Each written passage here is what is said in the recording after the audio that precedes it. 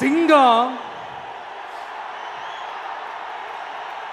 ஒரு சிங்கம் எப்போ எதுலயும் பெக்யூலியர் தான். ஒரு முறை சிங்கம் கர்ஜிச்சதுன்னா அந்த சவுண்ட்ல ஒரு 8 கிலோமீட்டருக்கு சும்மா அதிரும், எல்லா திசைகளும் அதிரும். அப்படிப்பட்ட அந்த சிங்கம் வேட்டைக்கு மட்டும்தான் வெளியில வரும், வேடிக்கை பார்க்கறதுக்கெல்லாம் வெளியில வராது. வேட்டையில கூட உயிரோடு இருக்கிற மிருகங்களை தான் வேட்டையாடும். அதுலயும் பெரும்பாலும் தன்னை விட பெரிய சைஸ் உள்ள மிருகங்களை தான் குறி வச்சு தாக்கும், ஜெயிக்கும். எவ்வளவு பசியில் இருந்தாலும் உயிர் இல்லாததை, கெட்டு போனதை தொட்டு கூட பார்க்காது. அப்படிப்பட்ட அந்த சிங்கம் அவ்வளவு ஈஸியா எதையும் தொடாது, தொட்டா விடாது. காட்டோட 4 பக்கமும் மார்க்கிங் மை டெரிட்டரின்னு தன்னுடைய பவுண்டரியை தானே வகுக்கும். அப்படிதான் அந்த காட்டையே தன்னோட கண்ட்ரோல்ல வச்சிருக்கும். சிங்கத்துக்கு கூட்டத்தோட இருக்கிறதுக்கும் தெரியும், தனியா இருக்கிறதுக்கும் தெரியும். அப்படியே தனியா வரணும்னு நினைச்சாலும் அஞ்சாம அலட்டிக்காம சும்மா கெத்தா தனியா வந்து அத்தனை பேருக்கும் தண்ணி காட்டும். எப்போ எதிலையும் தன்னோட தனித்தன்மையை இழக்கவே இழக்காது. Yes, a lion is always a lion.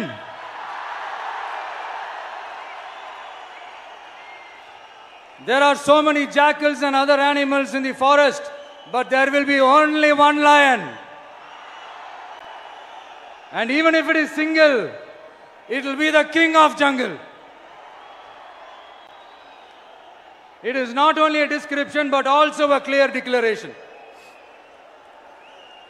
சிங்கத்தை பத்தி பேசிட்டு நம்ம சிங்க குட்டிகளையும் சிங்க பெண்களையும் பத்தி நம்ம பேசாம இருக்க முடியுமா? அவங்களே எப்படி நான் மறப்பேன்? அவங்க தான் என்னுடைய உயிராச்சே, என் நெஞ்சில் குடியிருக்கும்.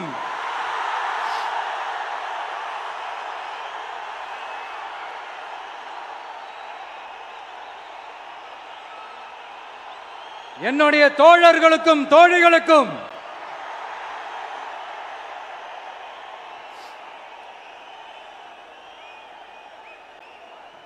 நேர்ல வர முடியாத சூழல்ல வீட்டில் இருந்துகிட்டே நம்மளோட இந்த மாநாட்டில் நேரலை வாயிலாக கலந்துகிட்டு இருக்கிற என்னுடைய அம்மாக்கள், அக்கா தங்கைகள், அண்ணன் தம்பிகள், நண்பர்கள் அனைவருக்கும் என்னோட உயிர் வணக்கம். என்னோட உயிர் வணக்கம், என்னோட உயிர் வணக்கம்.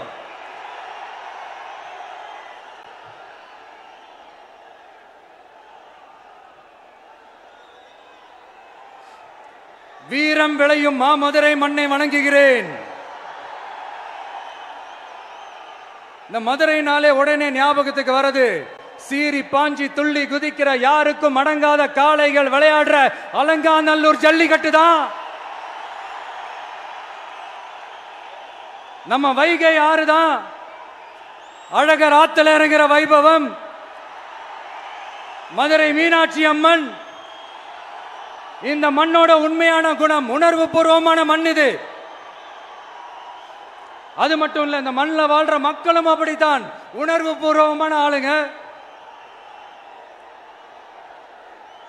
நான் இந்த மண்ணில் கால் எடுத்து வச்ச உடனே ஒரே ஒருத்தரை பத்தி தான் மனசுக்குள்ள ஓடிக்கிட்டே இருந்தது.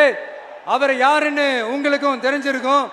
சினிமானாலும் சரி, அரசியல்னாலும் சரி, நமக்கு ரொம்ப ரொம்ப பிடிச்சது புரட்சி தலைவர் எம்ஜிஆர் அவர்கள் தான். அவரோட பழகிறதுக்கு எனக்கு வாய்ப்பு கிடைக்கல. ஆனா அவரை மாதிரியே குணம் கொண்ட என்னுடைய அண்ணன் புரட்சி கலைஞர் கேப்டன் விஜயகாந்த் அவர்களோட பழகிறதுக்கு எனக்கு நிறையவே வாய்ப்பு கிடைச்சது.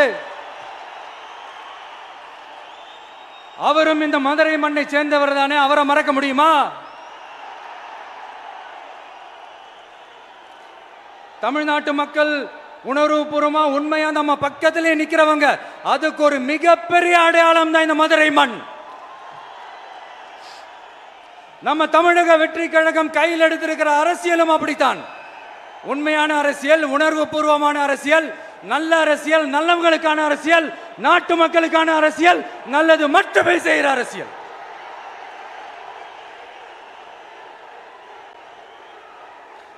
இதோ நம்மளுடைய இந்த இரண்டாவது மாநில மாநாடு வாகை சூடும் வரலாறு திரும்புகிறது.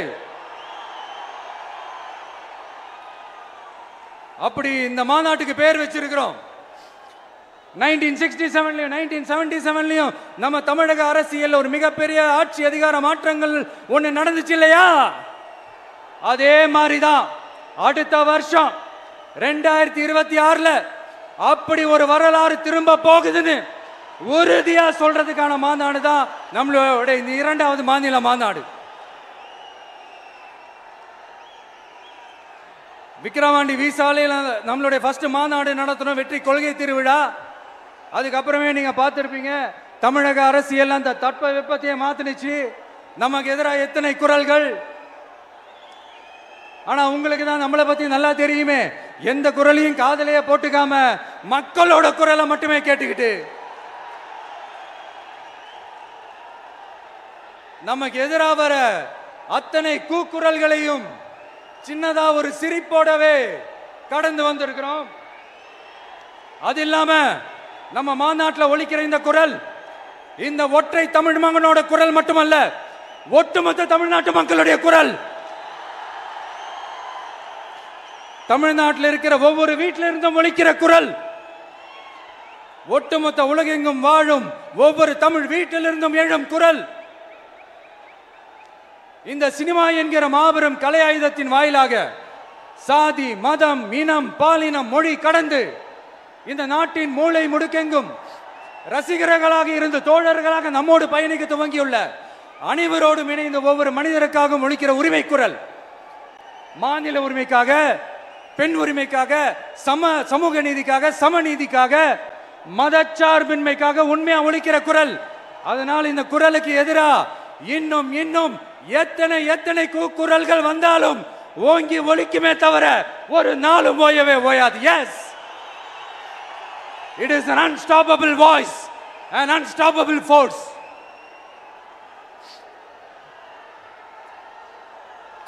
நம்ம அரசியலுக்கு வர்றதுக்கு முன்னாடி அட இவரெல்லாம் வர மாட்டாரியா, அவரே வரல, இவரே வரல, இவருங்க வர போறாரு அப்படின்ட்டு நிறைய பேர் ஜோசியம் சொன்னாங்க. அப்புறம் நம்ம கட்சியினுடைய பேர் அறிவிச்சதுக்கு அப்புறம் பேரு தானே அறிவிச்சிருக்கிறாரு, மக்கள் கிட்ட பேர் வாங்கணும்ல, அதெல்லாம் முடியாதுன்னாங்க. அப்புறம் ரொம்ப முக்கியமா மாநாடுலாம் எவ்வளவு பெரிய விஷயம், அதெல்லாம் இவர் ஒத்தால எப்படி பண்ண முடியும், சும்மா பக்கத்தில் புசியானதை வச்சுக்கிட்டு மாநாடுல எப்படி நடத்தி காட்ட முடியும், அதெல்லாம் அவங்களால முடியாது. அப்புறம் மழை பெஞ்சு எல்லாத்தையும் எடுத்துரும். ஏன் என் கூட இருக்கிறவங்களே கூட தான் சொன்னாங்க. அதுக்கப்புறம் என்ன நடந்துச்சுன்னு உங்க எல்லாருக்குமே தெரியும்.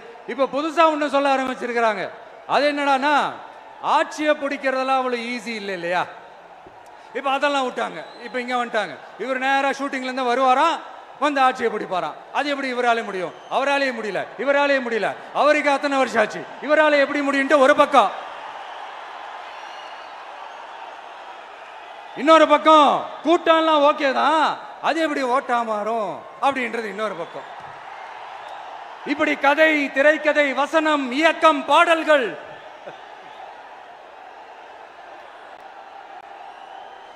அதனால இந்த அரசியல் ஆய்வாளர்களுக்கு நான் சொல்றதெல்லாம் ஒன்னேதான், நல்லா கேட்டுக்கங்க. இந்த விஜய் ஏதோ இந்த பல லட்சம் பேர் கூடுற கூட்டத்தில் மட்டுமே இருக்கிறாரு அப்படின்னு மட்டும் தப்பு கணக்கு போட்டாதீங்க. ஏன்னா நம்மளுடைய இந்த கூட்டம் வெறும் ஓட்டா மட்டும் இல்லைங்க, வரப்போற தேர்தலில் மக்கள் விரோத ஆட்சியாளர்களுக்கு நாம வைக்க போற வேட்டா, நம்மளை கோட்டைக்கு அனுப்ப போற ரூட்டா இருக்க போதுன்னு சீக்கிரமாவே தெரிஞ்சுப்பீங்க. ஏன்னா கோடிக்கணக்கானவங்களோட ஹார்ட்லயும் வீட்லயும் ஏற்கனவே ஆல்ரெடி உயிரா, உணர்வா, உறவா இருக்கிறோம். நம்மளுடைய கனெக்ட் எல்லாம் வெறும் மக்களோட மட்டும்தான். நாம யாருன்னு அவங்களுக்கு தெரியும், அவங்க யாருன்னு நமக்கு தெரியும்.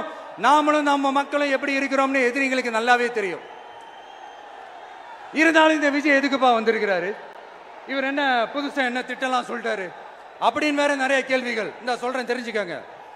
பெண் குழந்தைகள், பெண்கள் மற்றும் வயசானவங்களோட பாதுகாப்புல தான் நம்ம பிரையாரிட்டியே. அடுத்து இளைஞர்கள், உழவர்கள், உழைப்பாளர்கள், நெசவாளர்கள், மீனவர்கள், ஆதரவற்ற முதியோர்கள், மாற்றுத்திறனாளிகள், மூன்றாம் பால் இனத்தவர்கள்னு இன்னும் இங்க யாருக்கெல்லாம் கவர்மெண்டோட ஒரு ஸ்பெஷல் அட்டென்ஷன் தேவையோ அவங்க எல்லாருக்குமான ஒரு கவர்மெண்ட் அமைக்கிறது தான் நம்ம இலக்கே. நான் ஏற்கனவே சொன்னது தான் நான் திரும்பவும் சொல்றேன். நம்மளுடைய இந்த தமிழக வெற்றி கழகம் ஏதோ அரசியல் ஆதாயத்துக்காக தொடங்கப்பட்ட கட்சியெல்லாம் கிடையாதுங்க. கொள்கை கோட்பாடுகளோடு தந்தை பெரியார், பெருந்தலைவர் காமராஜர், அண்ணல் அம்பேத்கர், வீரமங்க வேலு நாச்சியார், மக்கள் சேவகர் அஞ்சலை அம்மாள், நம்மளுடைய 5 கொள்கை தலைவர்களோட வழிகாட்டுதல்களோடு தொடங்கப்பட்ட கட்சி. நம்ம ஸ்டாண்ட்ல நாம எப்பவுமே ஸ்ட்ராங்கா தாங்க இருக்கிறோம். அதுல எந்த மாற்றத்துக்கோ எந்த சமரசத்துக்கோ துளி கூட இடமில்லை. நம்மளுடைய ஒரே கொள்கை எதிரி பாஜக தான். நம்மளுடைய ஒரே அரசியல் எதிரி திமுக தான். எப்படி? நம்மளுடைய ஒரே கொள்கை எதிரி, நம்மளுடைய ஒரே அரசியல் எதிரி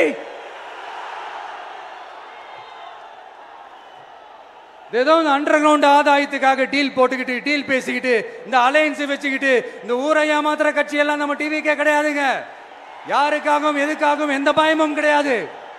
மாபெரும் பெண்கள் சக்தி நம்மளோட இருக்கிறாங்க, மாபெரும் இளைஞர்கள் சக்தி நம்மளோட இருக்கிறாங்க, ஒட்டுமொத்த தமிழ்நாட்டு மக்களுடைய சக்தி நம்மளோட நிக்கிறாங்க. அப்படி இருக்கும்போது இந்தியாவில் இருக்கிற எல்லா ஸ்டேட்லயும் வாழ்ற நம்ம தமிழ் நெஞ்சங்கள் மட்டும் இல்ல, உலகம் பூரா 100க்கும் மேலான நாடுகள்ல வாழ்ற நம்ம தாய் தமிழ் உறவுகள் எல்லாருமே என்ன விஜய் தளபதி விஜய் இல்லனா விஜய் தளபதி இப்படி சொந்தம் கொண்டாடுற கோடிக்கணக்கானவங்களோட அன்பு மாசியும் நம்மளோட இருக்கும்போது, இவங்க எல்லாருமே நம்மளோட நிற்கும் போது எதுக்குங்க இந்த பாசிச பாஜகவோட நேரடி கூட்டணியோ இல்ல மறைமுக கூட்டணியோ உறவு வச்சுக்க? நாம என்ன உலகமாக ஊழல் கட்சி? என்ன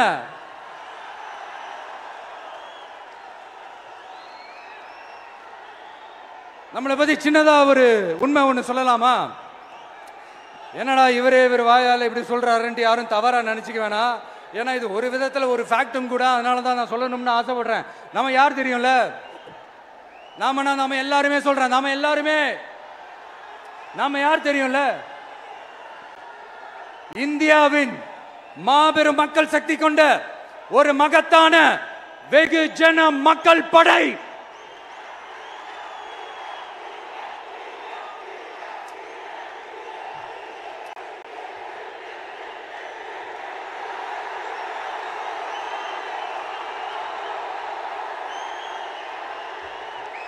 அதனால நம்ம தலைமையில நாம் அமைக்க போற இந்த உண்மையான மக்களாட்சிக்கான அச்சாரமாக மாபெரும் மக்கள் சக்தியை அணியாக நம்மளோட திரண்டு நிக்கிறப்போ இந்த அடிமை கூட்டணியில சேர வேண்டிய அவசியம் நமக்கு இருக்குங்க. நம்மளுடைய இந்த கூட்டணி சுயமிழந்த கூட்டணியெல்லாம் இருக்காது, சுய மரியாதை கூட்டணியா தான் இருக்கும். இந்த ஒரு பக்கம் RSS கிட்ட அடிபணிஞ்சுக்கிட்டு இன்னொரு பக்கம் மதச்சார்பற்ற கூட்டணின்னு இந்த மக்களை ஏமாத்துற கூட்டணியெல்லாம் நம்ம கூட்டணி இருக்காது.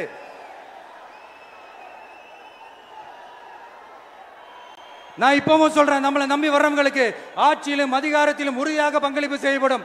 உடனே இந்த கேள்விகள்லாம் வரும். அப்ப யாரு கூட்டணி, யாரு வரா, யாரு போறா, இந்த கேள்விகள்லாம் வரும். இந்த கேள்விகளுக்கெல்லாம் ஒரே ஒரு பதில் தான், சஸ்பென்ஸ்ல சஞ்சாரம் செய்யுங்க. ஆனா ஒண்ணு, 2026ல 2 பேருக்கு நடுவுல தான் போட்டியே. ஒன்னு TVK, இன்னொன்னு DMK. இந்த போட்டி எப்படி இருக்க போதுன்னா, இந்த அலையன்ஸை வச்சு எப்படியாவது நம்ம தப்பிச்சிடலாம். என்ன இந்த பழைய இந்த மேத்தமேட்டிக்ஸ் அரித்மேட்டிக்ஸ் இதெல்லாம் வச்சு எப்படியாவது நம்ம தப்பிச்சிடலாம் அப்படின்னு நினைக்கிறவங்களோட அந்த கனவு ஒரு நாளும் மைப்படாது. சரி, இப்ப நம்ம வேற ஒரு ஏரியாவுக்கு ஒண்ணு வருவோம். எதிர்காலம் வரும், என் கடமை வரும், இந்த கூட்டத்தின் ஆட்டத்தை ஒழிப்பேன்.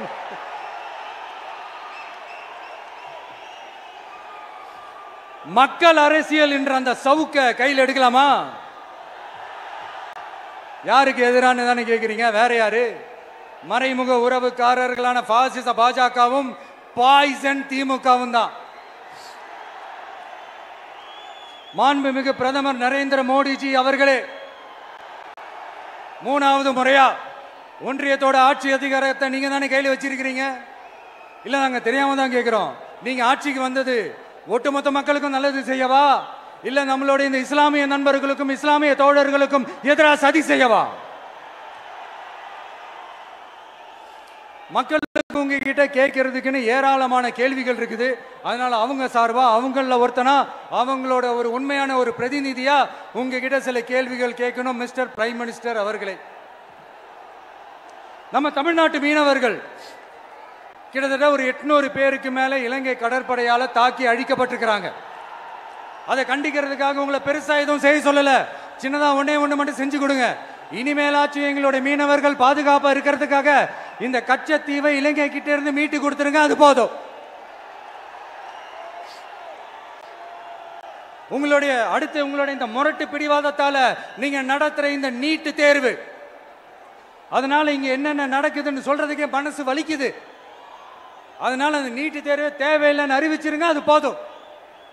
செய்வீர்களா திரு நரேந்திரபாய் தாமோதர் மோடிஜி அவர்களே? எங்களுக்கு என்னென்ன தேவையோ என்னென்ன நல்லதோ அதெல்லாம் செய்ய மாட்டேங்கிறீங்க. ஆனா ஆட்சி அதிகாரத்தை மட்டும் கையில வச்சுக்கிட்டு மக்களை ஏமாத்த நேரடியாக ஒரு பாசிச பாஜக அடிமை கூட்டணி ஒண்ணு. அடுத்து உங்களோட இந்த மைனாரிட்டி ஆட்சியை ஓட்டுறதுக்காக மறைமுகமாக RSS அடிமை குடும்பம்னு இன்னொரு கூட்டணி. இப்படி மக்கள் சக்தியே இல்லாத இந்த ஊழல் கட்சிகளை மிரட்டி அடிபணிய வச்சு 2029 வரைக்கும் சொகுசு பயணம் போயிடலாம்னு திட்டம் தீட்டி வச்சிருக்கிறீங்க. அதானே ஜி? என்ன ஜி? ஒண்ணு மட்டும் சொல்றேன், தெரிஞ்சுக்கங்க. என்னதான் நீங்க இந்த நேரடி மறைமுக கூட்டணி குட்டிகரணம் போட்டாலும் தாமரை இலையில தண்ணியே ஒட்டாது. தமிழக மக்கள் மட்டும் எப்படி ஒட்டுவாங்க?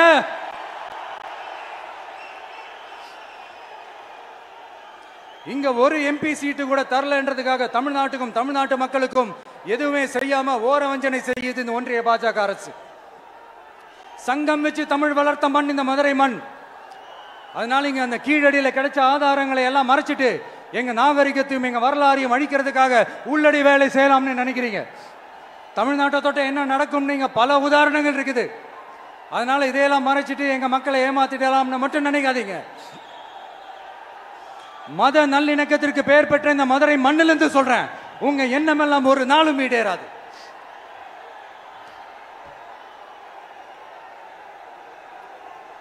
எம்ஜிஆர்னா யார் தெரியும்ல? அவர் மாஸ்னா என்னன்னு தெரியும்ல? அவர் உயிரோடு இருக்கிற வரைக்கும் அந்த சிஎம் சீட்டை பத்தி ஒருத்தராலையும் நினைச்சு கூட பார்க்க முடியல, கனவு கூட காண முடியல. எப்படியாவது அந்த சிஎம் சீட்டை என்கிட்ட கொடுத்துருங்க, என் நண்பர் எம்ஜிஆர் திரும்ப வந்ததுக்கு அப்புறம் நான் திருப்பி கொடுத்துறேன்னு தன்னோட எதிரியை கூட மக்கள் கிட்ட கெஞ்ச வச்சவர் எம்ஜிஆர். எப்படி கெஞ்ச வச்சு? அதனால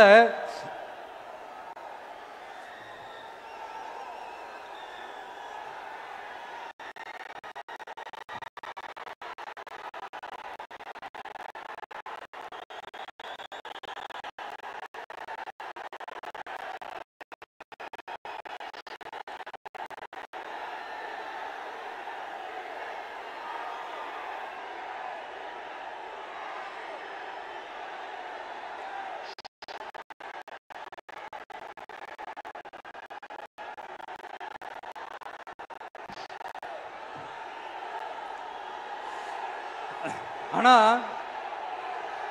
இப்போ அவர் ஆரம்பிச்ச அந்த கட்சியை, எம்ஜிஆர் அவர்கள் ஆரம்பிச்ச அந்த கட்சியை கட்டி காக்கிறது யாரு?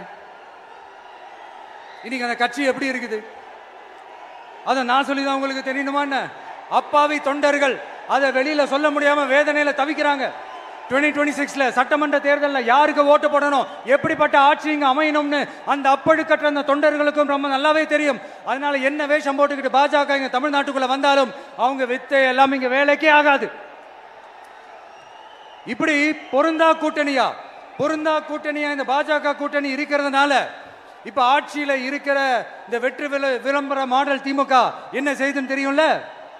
பாஜகவோட உள்ளுக்குள்ள ஒரு உறவை ஒன்று வச்சுக்கிட்டு வெளியில எதிர்க்கிற மாதிரி ஒரு டிராமா ஒன்று பண்ணிக்கிட்டு, எதிர்கட்சியா இருந்தா போங்க மோடின்னு பலூன் விடுறது, ஆளுங்கட்சியா இருந்தா வாங்க மோடின்னு கொடை பிடிச்சுக்கிட்டு கும்பிடு போடுறது. இது மட்டுமா? ஒரு ரைடுன்னு ஒன்று வந்துட்டா போதும், இது வரைக்கும் போகவே போகாத ஒரு மீட்டிங், அதை காரணம் காட்டி டெல்லிக்கு போறது, அங்க ஒரு சீக்ரெட் மீட்டிங் நடத்துறது. நல்லா நோட் பண்ணணும் மக்களே, அந்த மீட்டிங் அப்புறம் இந்த இஷ்யூ அப்படியே காணாம போயிருக்குமே. அதேதான் Stalin uncle, what uncle is very wrong uncle.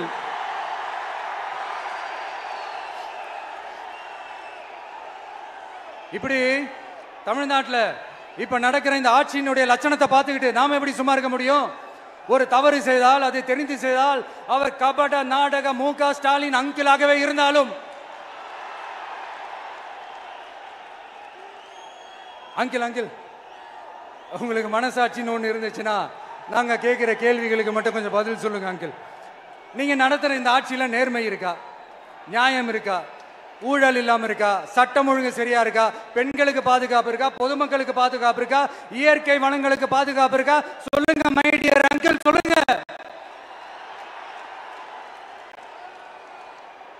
டாஸ்மாக்ல மட்டுமே இது வரைக்கும் 1000 கோடிக்கு மேல ஊழல்னு சொல்றாங்க. அதுல மட்டுமா தப்பு நடக்குது? வேற எதுல தான் நடக்கல? உலகத்திலே மிஸ்டர் கிளீன் ரெக்கார்ட்ஸ் எல்லாம் உங்களுக்கும் உங்க கூட இருக்கிறவங்களுக்கும் மட்டும்தான் அங்கிள் கொடுக்கணும். இதை பார்த்து வாயே இல்லாத ஊரு கூட வயிறு வலிக்கு சிரிக்குது. பெண்களுக்கு 1000 ரூபாய் கொடுத்துட்டீங்கன்னா போதுமா அங்கிள்? அப்படியே அதை மூடி மறைச்சிடலான்னு பாக்குறீங்களா? படிக்கிற இடத்துல, வேலைக்கு போற இடத்துல, வெளியில போற இடத்துலன்னு அவங்களுக்கு பாதுகாப்பே இல்லைன்னு ஒட்டுமொத்த பெண்களும் கதறாங்க. அந்த கதறல் சத்தம் ஏதாவது உங்க காதுல கேக்குதா அங்கிள்? இதுல வேற உங்க அப்பான்னு கூப்பிடுறாங்கன்னு வேற சொல்றீங்க. What is this uncle? Is very very wrong uncle, is very very wrong. பெண்களுக்கு மட்டுமா பொய் வாக்குறுதி கொடுத்து ஏமாத்துறீங்க? அரசு ஊழியர்கள், ஆசிரியர்களை ஏமாத்துறீங்க, விவசாயிகளை ஏமாத்துறீங்க, பரந்தூர்ல பாதிப்பே வராதுன்னு சொல்லி ஏமாத்துறீங்க, மீனவர்களை ஏமாத்துறீங்க, போதைப் பொருள் கலாச்சாரத்தை ஒழிக்காம ஏமாத்துறீங்க. ஐயோ ஐயோ ஐயோ, very very first uncle, very very first.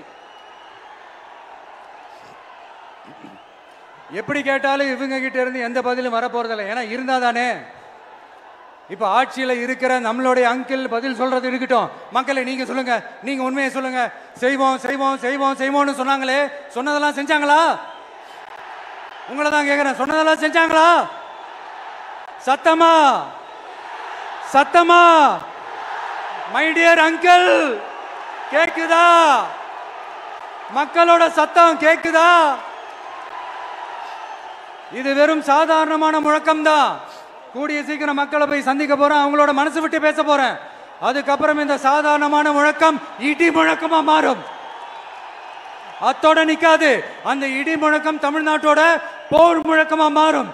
அந்த போர் முழக்கம் உங்களை ஒரு நிமிஷம் கூட தூங்க விடாது. நடக்குதா இல்லையான்னு பாருங்க.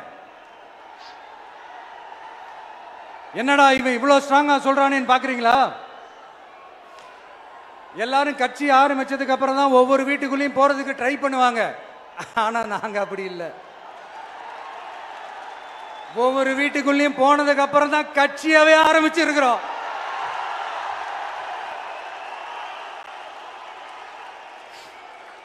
அதனால ஒட்டுமொத்தமா எல்லாருமா சேர்ந்து இந்த திமுக ஆட்சிய, கபட நாடக திமுக ஆட்சிய 2026 தேர்தலில் வீட்டுக்கு அனுப்புறோம். வீட்டுக்கு அனுப்புறோம். என்ன நண்பா, சரிதானே? என்ன நண்பி, செய்வீர்கள் தானே? இப்போ உங்களுக்கு சின்னதா ஒரு சர்ப்ரைஸ். நம்ம கட்சியினுடைய வேட்பாளர் பட்டியலை இப்ப நான் அறிவிக்க போறேன். மதுரை கிழக்கு வேட்பாளர் விஜய். இன்னும் முடிக்கல, ஒரு நிமிஷம், இன்னும் முடிக்கல. மதுரை மேற்கு வேட்பாளர் விஜய். மதுரை மத்தி வேட்பாளர் விஜய். மதுரை தெற்கு வேட்பாளர் விஜய். மதுரை வடக்கு வேட்பாளர் விஜய். மேலூர் விஜய். சோழவந்தான் விஜய். திருப்பரங்குன்றம் விஜய். திருமங்கலம் விஜய். உசிலம்பட்டி விஜய்.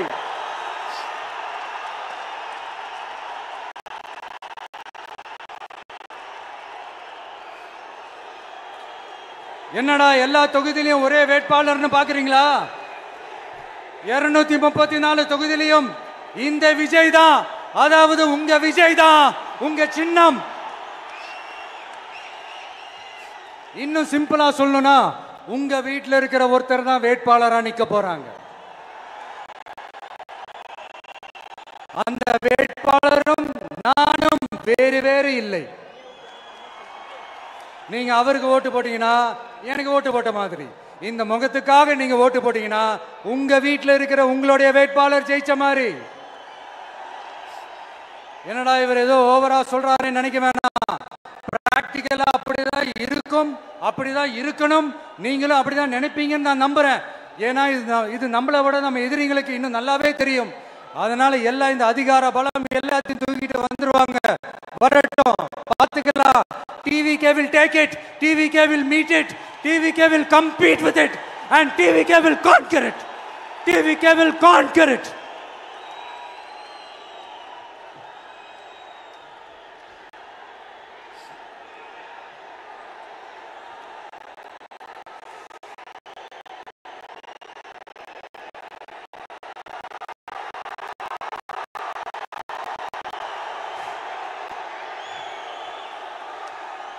இந்த நேரத்தில் நம்ம மனசுல இருக்கிறத மக்கள் கிட்ட சொல்லி ஆகணும். தூத்துக்குடி ஸ்னோலினோட அம்மா என்ன அவங்களோட தம்பி, இன்னும் அவங்க பொண்ணுக்கு நான் தாய் மாமன்னு சொன்னாங்க. அந்த அக்காவோட குழந்தைக்கு மட்டும் இல்லைங்க, என்ன அண்ணனா தம்பியா நினைக்கிற தமிழ்நாட்டில் இருக்கிற என்னோட எல்லா சகோதரிகளின் குழந்தைகளுக்கும் நான் இன்னைக்கு மட்டும் இல்ல, என்னைக்குமே ஒரு தாய் மாமனாத்தான் இருப்பேன். நீங்க எல்லாரும் என்னுடைய ரத்த உறவு, கூட பிறந்த பொறுப்பு. என் வீட்டு ரேஷன் கார்டுல வேணா உங்க பேர் இல்லாம இருக்கலாம், உங்க வீட்டு ரேஷன் கார்டுல வேணா என் பேர் இல்லாம இருக்கலாம். ஆனா நாம் எல்லாரும் ஒண்ணுதான், உறவுதான். நமக்கு இடையே எந்த அரசியலும் உள்ள நுழையவே முடியாது. என்கிட்ட இருந்து உங்களையும் உங்ககிட்ட இருந்து என்னையும் எந்த சக்தியாலும் பிரிக்கவே முடியாது. அப்புறம் நான் ஒன்னும் இந்த மார்க்கெட் போனதுக்கு அப்புறம் ரிட்டையர் ஆனதுக்கு அப்புறம் அடைக்கலம் தேடி அரசியலுக்கு வரல, படைக்கலனோட வந்திருக்கிறோம். பவர்ஃபுல் போர்ஸோட, மாபெரும் படை வரிசையோட, எல்லாத்துக்கும் தயாராகி தான் வந்திருக்கிறோம். இவ்வளவு தயாரா நாம அரசியலுக்கு வர்றதுக்கு ரொம்ப ரொம்ப முக்கிய காரணம் ஒண்ணு இருக்கு. அது என்ன தெரியுமா? நன்றி கடன், நன்றி கடன், நன்றி கடன். கிட்டத்தட்ட ஒரு 30 வருஷமா, 30 வருஷத்துக்கு மேல நீங்க தான், நம்ம மக்கள் தான் என் கூட நிக்கிறீங்க, எனக்காக நிக்கிறீங்க, என்னை தாங்கி பிடிக்கிறீங்க, மனசுல ஏந்தி பிடிக்கிறீங்க, தாய் அன்போட மடியில ஏந்திக்கிறீங்க. உண்மையை சொல்லணும்னா வேற யாரை விடவும் எனக்கு இந்த அன்பையும் ஆதரவையும் கொடுத்திருக்கிறீங்க. என் மேல உயிரையே வச்சிருக்கிறீங்க. என்ன உங்க வீட்டுல ஒருத்தனாவே ஆக்கிட்டீங்க. நீங்க எனக்கு கடவுள் கொடுத்த வரம்.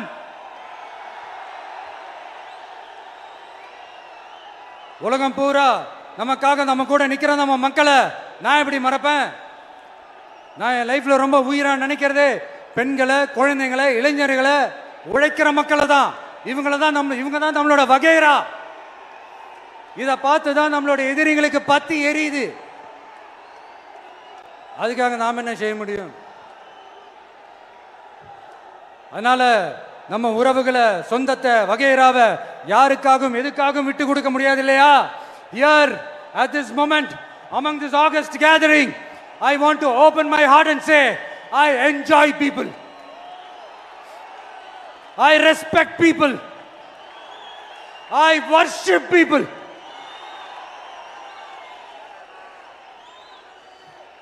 சரிப்பா, இவ்வளவு செஞ்ச நம்ம மக்களுக்கு நன்றி கடனா உன்னால முழுமையா செலுத்த முடியுமான்னு கேட்டா சத்தியமா சொல்றேன், என்னால முடியாதுதான். இன்னும் எத்தனை ஜென்மம் எடுத்தாலும் அந்த நன்றி கடனை என்னால தீர்க்கவே முடியாது. அப்புறம் என்ன மானாவுக்கடா நீ வந்திருக்க அதானே கேக்குறீங்க? மைண்ட் வாய்ஸ் கேட்ட மாதிரி இருந்தது. வாழ்நாள் முழுக்க நம்ம மக்களுக்காக ஆதரவா துணையா நிக்கிறத தவிர, அவங்களுக்காக உழைக்கிறத தவிர எனக்கு வேற எந்த எண்ணமும் இல்லை. எனக்கு இப்ப வேற வேலையும் இல்லை. இனிமே எனக்கு இதுதான் என் வேலையே, என் கடன் இனி என் மக்களுக்கு பணி செய்து கிடப்பதே. இப்படியா ஹார்ட் டு ஹார்ட் யதார்த்தமா பேசிய பழகிட்டோம். இதுக்கு மேலேயும் எனக்கும் மக்களுக்கும் இடையே இருக்கிற அந்த உறவை பத்தி நான் பேச ஆரம்பிச்சேன்னா ஒரு மாதிரி எமோஷனல் ஆகிடுவேன். அப்புறம் அதை கண்ட்ரோல் பண்ணுறது ரொம்ப கஷ்டம். அதனால என்னை மனசார நேசிக்கிற நம்ம மக்களுக்கு ஒன்றே ஒன்று சொல்றேன், இந்த விஜய் உங்க விஜய், உங்களுக்கான விஜய், உங்களுக்காக மட்டுமே இருக்கிற விஜய். உங்க கூட நிக்க, உங்களுக்காக நிக்க, உண்மையா நிக்க, உணர்வோட நிக்க, உறுதியா நிக்க, உங்க கூட பேச, உங்களுக்காக பேச, உண்மையா பேச, உணர்வோட பேச, உறுதியா பேச, உங்களுக்காக சேவை செய்ய உங்க விஜய் நான் வர.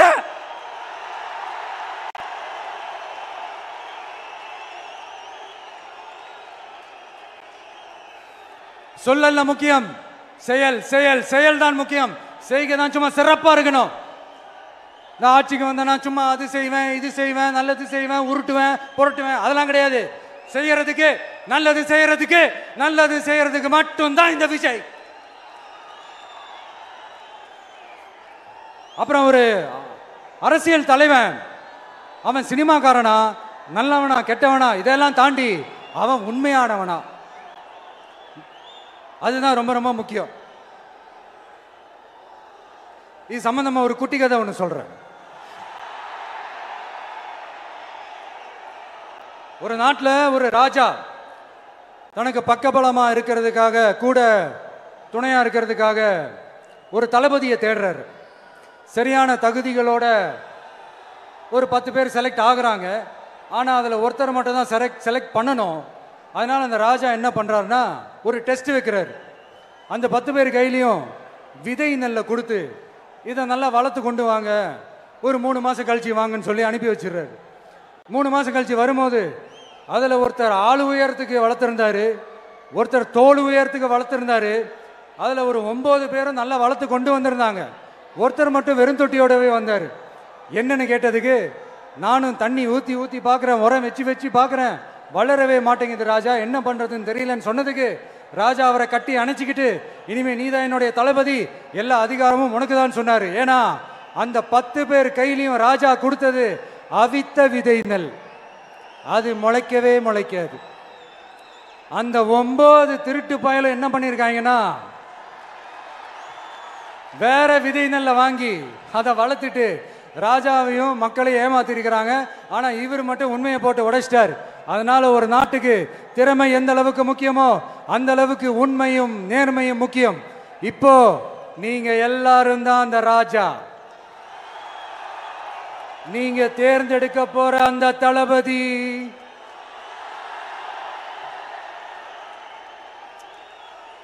சும்மா சினிமாக்காரன் சினிமாக்காரன் சினிமாக்காரன். அம்பேத்கர் அவர்களை தோக்கடிச்சது சினிமாக்காரன் இல்ல, அரசியல்வாதி. காமராஜர் அவர்களை தோக்கடிச்சது, இங்க விருதுநகர் பகுதியில் தோக்கடிச்சது சினிமாக்காரன் இல்ல, இன்னொரு அரசியல்வாதி. இன்னைக்கும் நம்ம கூட வாழ்ந்துட்டு இருக்கிற நல்ல கண்ணு ஐயாவை தோக்கடிச்சது சினிமாக்காரன் இல்ல, அரசியல்வாதி.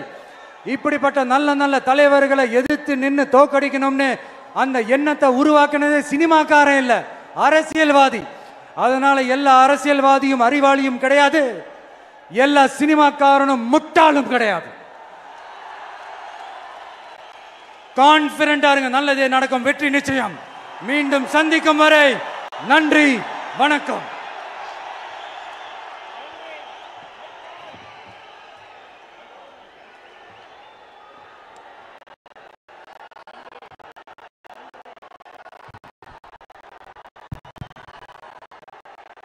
தமிழக வெற்றி கழகத்தினுடைய வெற்றி தலைவரின் வார்த்தைகள் நம்முடைய வேத வாக்காக எடுத்துக்கொண்டு நிறைவேற்றுவோம். கட்டுக்கடங்காத கூட்டத்தின் நலன் கருதி தீர்மானங்கள் தனியாக வெளியிடப்படும் என்று சொல்லி நன்றி உரை தருகிறார் நம்முடைய மாவட்ட செயலாளர் அண்ணன் தங்கபாண்டி அவர்கள். தமிழக வெற்றி கழகத்தினுடைய